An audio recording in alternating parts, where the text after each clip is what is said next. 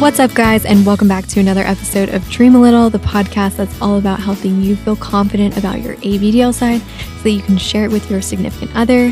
This week, I'm answering some concerns and questions that either you or your partner might have when you first introduce the concept of ABDL to your relationship. Whether you're a longtime listener to the show, or maybe this is your first time tuning in because your partner is into this and you need some help understanding it, you're in the right place, and I think you're going to learn a lot from this episode.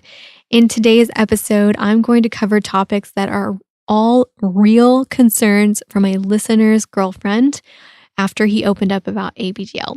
He emailed them to me seeking help because he really had no idea how to respond. So with his permission, I decided to share some of my answers here on the show in hopes that maybe it will help you. Before we dive in, it's just my assumption, I don't know this for sure, but it seems like the girl who has these concerns is kind of like textbook vanilla. It doesn't seem like she's very kink aware, and it just doesn't seem like she understands why someone would be sexually attracted to something that isn't sexy in nature. And I feel like you can still make it work with someone like this, but it's definitely better if you're able to start the conversation with similar things before you dive into the more extreme parts of ABDL. That way you can get a better understanding of whether or not this is something that they will get. And today's show is sponsored by my free webinar training that teaches you how to tell your partner about ABDL even if they are vanilla.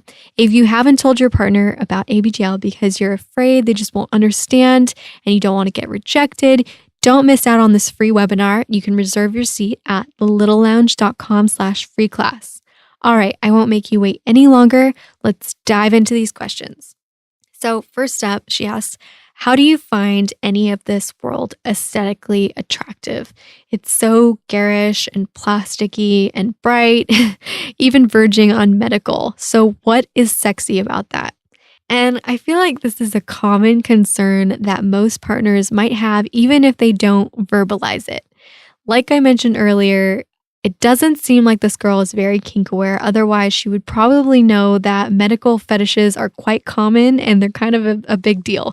So in order to answer this question, I needed to do a little bit of research and find out more about why people have sexual fetishes in the first place.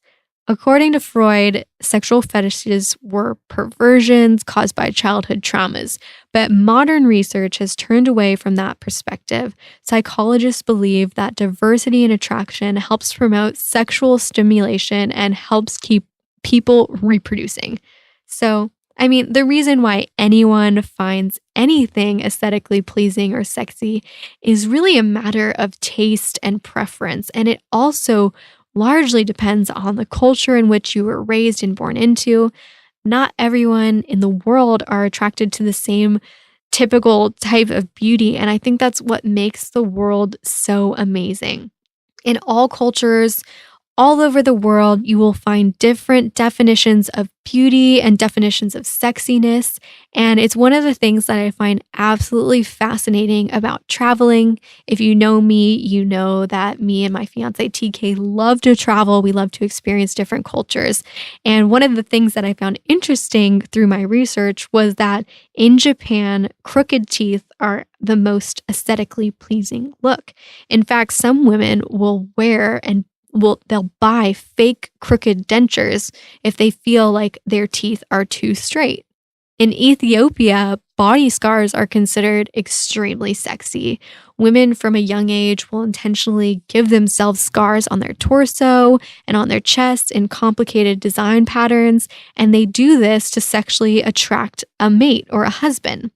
So I thought that was really interesting because, obviously in cultures like in the US, people will go to great lengths to get their scars removed. And here you have the opposite happening in Ethiopia. In the Mersey tribe, stretched lips are really sexy. So what they do is women start with a small piercing and slowly they expand the piercing with clay pots until they're literally the size of, the piercings are the size of soup bowls. Just like, some people have plugs in their ears in America.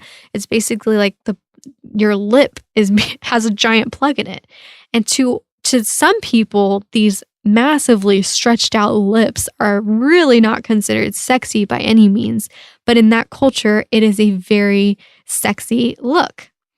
In some parts of Africa, being obese is really sexy. From a young age, children are force-fed to the point where some girls hit the age of 8 and they weigh up to 300 pounds. In their culture, the bigger the woman, the sexier she looks. In Iran, surgery bandages are considered really beautiful.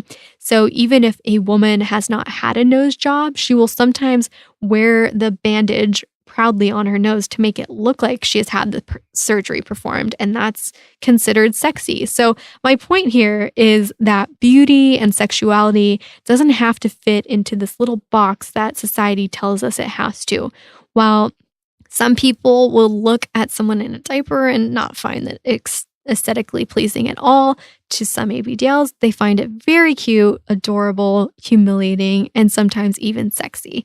And I can't speak for everyone, but for me, it's not so much the look of it or the aesthetic of the object, but what the object symbolizes itself. The helplessness, the dependency, the vulnerability is huge, and a time when you're free of your responsibilities.